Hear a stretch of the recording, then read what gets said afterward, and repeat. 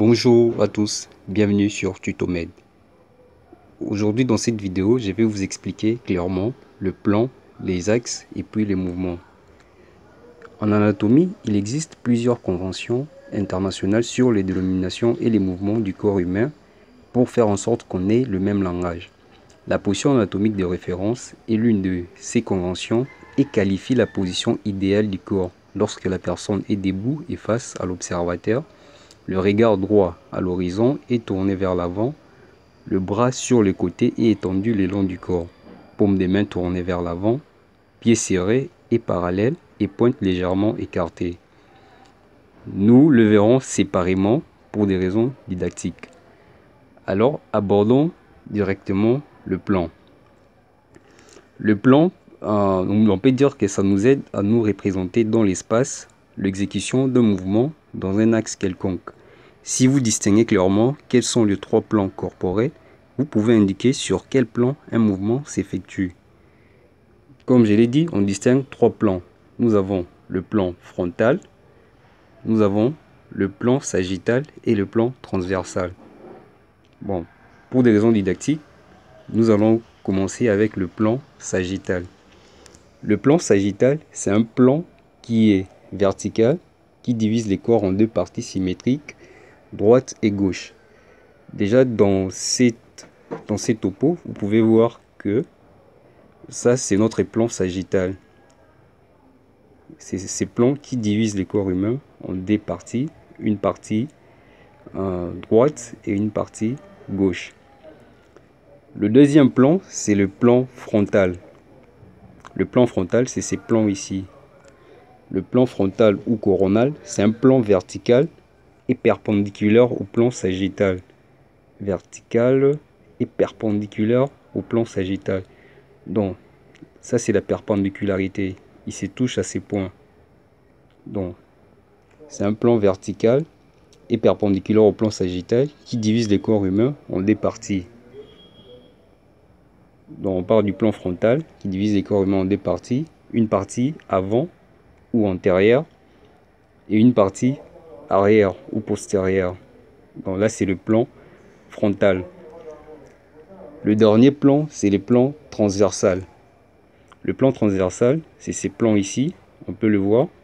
Ça divise le corps humain en deux parties. Une partie haute ou supérieure et une partie basse ou inférieure. Donc là, c'est le plan horizontal ou le plan transversal. Maintenant, nous allons aborder les axes. Un axe est une sorte de ligne imaginaire autour de laquelle un mouvement de rotation est effectué. En anatomie, cette définition s'étend même au-delà. On dit qu'un axe est l'intersection de deux plans. Alors, quels sont les axes anatomiques de référence? Dans l'anatomie, nous avons trois axes également. Nous avons un axe antéro-postérieur. On parle également de l'axe sagittal. Nous avons ensuite l'axe horizontal. Ça, c'est l'axe horizontal. En fait, considérez la croix qui est ici en l'intérieur, ce sont nos axes. Donc ça, c'est cet axe, c'est l'axe horizontal. Et ça, c'est notre axe antéro-postérieur. Et l'axe qui est ici au milieu, ou la ligne de brochette, c'est ça, c'est qu'on va appeler l'axe longitudinal ou l'axe vertical. Alors, l'axe, on commence par l'axe antéro-postérieur. L'axe antéro-postérieur, c'est cet axe. C'est l'axe qui est formé par l'intersection de plans sagittal et transversal et perpendiculaire au plan frontal. On avait vu le plan frontal. C'est une ligne horizontale traversant les corps humains d'arrière en avant. Donc c'est cette ligne ici imaginaire. Donc on peut s'imaginer une ligne qui traverse les corps humains d'arrière en avant. C'est ça, c'est ce qu'on va appeler l'axe antéro-postérieur.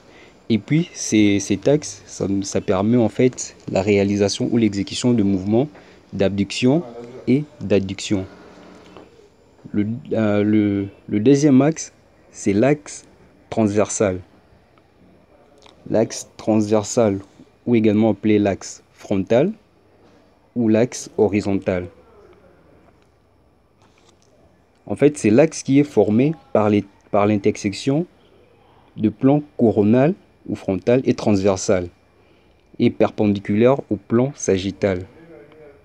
Donc cet axe est perpendiculaire au plan sagittal. Donc c'est l'axe transversal.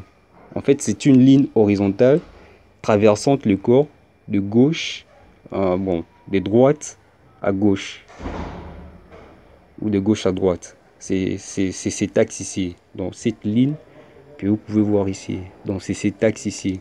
C'est l'axe transversal. Et c'est l'axe transversal ou l'axe horizontal.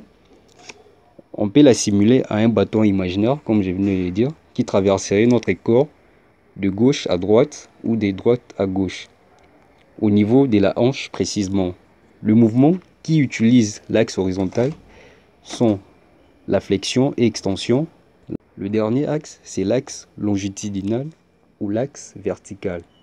Donc l'axe longitudinal ou l'axe vertical, c'est cette ligne imaginaire qui passerait par les centres de notre corps. Ça va longer la colonne vertébrale et puis ça va s'éterner jusqu'au niveau du pied. Donc c'est une ligne imaginaire, on peut dire qui est médian, qui nous traverse, qui traverserait notre corps humain. En fait, l'axe longitudinal formé par l'intersection de plan coronal, sagittal, formé par l'intersection de plan coronal et sagittal, est perpendiculaire au plan transversal. Donc on peut le voir, il est perpendiculaire au plan transversal. Donc ça c'est l'axe longitudinal qui est perpendiculaire au plan transversal. C'est une ligne verticale traversant le corps de haut en bas. Ça traverse le corps de haut en bas. C'est ça notre axe longitudinal.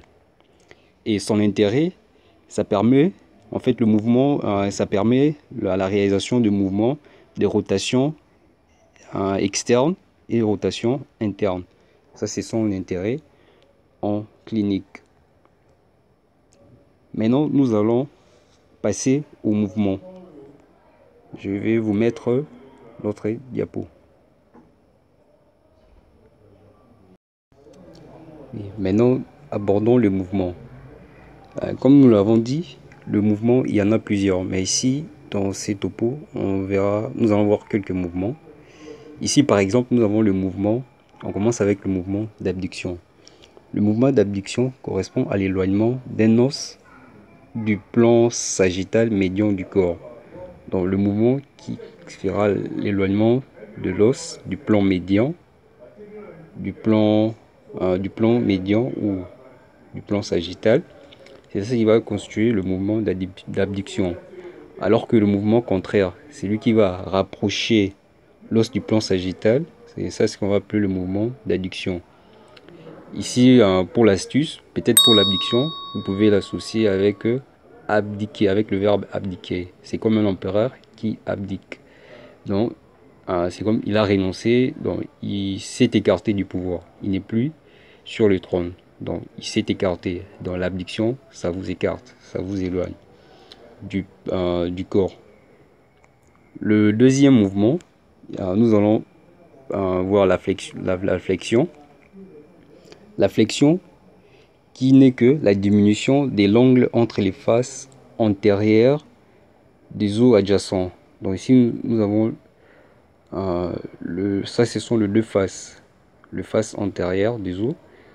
En fait, la diminution de l'angle entre les faces antérieures des os adjacents, c'est ça ce qui va constituer la flexion. Donc le mouvement donc on va essayer de lever, donc suivez les sens de cette flèche, donc c'est ça la flexion.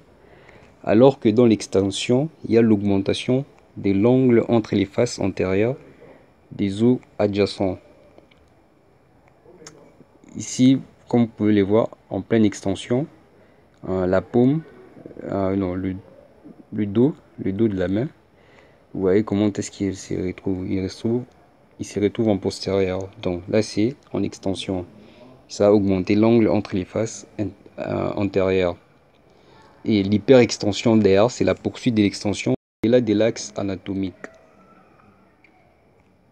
Le troisième mouvement, nous allons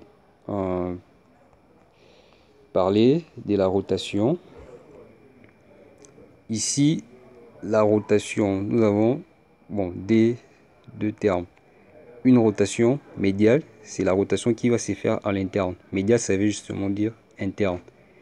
Et la rotation latérale, ça veut aussi dire externe. Donc c'est une rotation qui va à l'extérieur. Ici, nous sommes autour de l'axe longitudinal. Et puis nous sommes devant, donc nous sommes dans le plan frontal. Donc on peut voir, ici il y a une rotation latérale qui va à l'externe. Et puis si on tourne notre avant-bras dans ce sens, on va aller dans le sens interne. Donc ça sera la rotation médiale. Et si on peut ajouter, en fait, ce mouvement ici, si on place la main de cette manière, c'est ça, c'est qu'on va appeler la supination. C'est les mouvements de rotation de l'avant-bras amenant les radius et les cubitus en position parallèle, c'est-à-dire paume vers le haut. Ça, c'est la supination. Si on le tourne, on va parler de la pronation. De l'autre côté, nous avons le mouvement des circonductions. C'est le mouvement dans lequel l'extrémité distale d'un os décrit un cercle, tandis que l'extrémité proximale reste fixe. Donc ici on peut le voir, ça décrit en fait une rotation. Ici nous avons l'extrémité distale, c'est ça, d'un os décrit un cercle, tandis que l'extrémité proximale reste fixe. Et notre extrémité proximale, c'est à ce niveau. Bon, ça reste fixe. C'est tout pour aujourd'hui. J'espère que cette vidéo vous sera d'une très grande utilité. Et n'hésitez pas à vous abonner sur notre chaîne et à partager également la vidéo à vos proches qui en auront besoin. Je vous retrouve à très bientôt dans une prochaine vidéo. Bye.